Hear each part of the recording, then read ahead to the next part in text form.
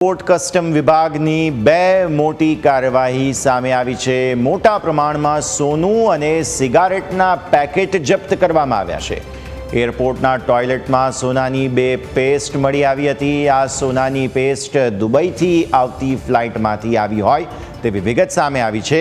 શુદ્ધિકરણ કરવામાં આવતા 867.310 ગ્રામ સોનાની કિંમત 1.93 કરોડ રૂપિયા થાય છે। કસ્ટમ વિભાગને બે મુસાફરો પાસેથી 400 જેટલા સિગારેટની સ્ટિક મળી આવી છે। મુસાફરો કંબોડિયાથી મલેશિયા મારફત અમદાવાદ આવી રહ્યા હતા ત્યારે સોના અને સિગારેટની તસ્કરીને લઈને વધુ તપાસ શરૂ કરવામાં આવી છે। સંવાદદાતા મિહિર ફોન લાઈન પર આપણી સાથે। મિહિર, કસ્ટમ વિભાગની મોટી કાર્યવાહી સામે આવી છે, શું નવી વિગતો જાણવા મળી? બિલકુલ, અત્યારે જે પ્રમાણે આ વિગત સામે આવી છે, ચોક્કસથી એરપોર્ટમાં જે કસ્ટમ વિભાગ હોય તેમના દ્વારા સમગ્ર કાર્યવાહી છે તે કરવામાં આવી છે।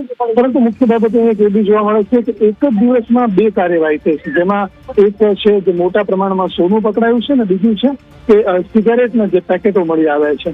ચોક્કસથી જે પ્રમાણે સોનું જે એરપોર્ટના ટોયલેટમાંથી જપ્ત થયું છે, સોનાની જે બે પેસ્ટ હતી તે મળી આવી હતી, ત્યારબાદ તેનું જે શુદ્ધિકરણ કરવામાં આવ્યું, જેમાં સોનાના જે બાર હતા જે 1867.310 ગ્રામના જાણવા મળ્યા અને સાથે જ તેની જે કિંમત હાલમાં જોવા મળે 1.93 કરોડની કિંમત હાલમાં સામે આવી છે।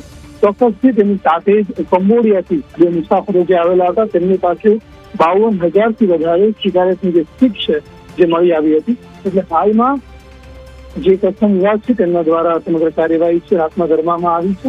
ચોક્કસથી અત્યારે જે મુસાફરો હતા તે કંબોડિયાથી મલેશિયા મારફતે અમદાવાદ પહોંચ્યા હતા તેવી હાલમાં માહિતી સામે આવી છે અને હવે આ લોકો કઈ રીતે તસ્કરી કરતા હતા અને અગાઉ કેટલી વાર આવું કરી ચૂક્યા છે કે કેમ, કે આ કોઈ નવી મોડસ ઓપરેન્ડી છે કે પછી હવે આગળ જે તેમની સાથે કેવી રીતની લિંક હતી, કેટલા લોકો આ સમગ્ર બાબતમાં સંકળાયેલા હતા, સમગ્ર તપાસ છે જે કરવામાં આવશે।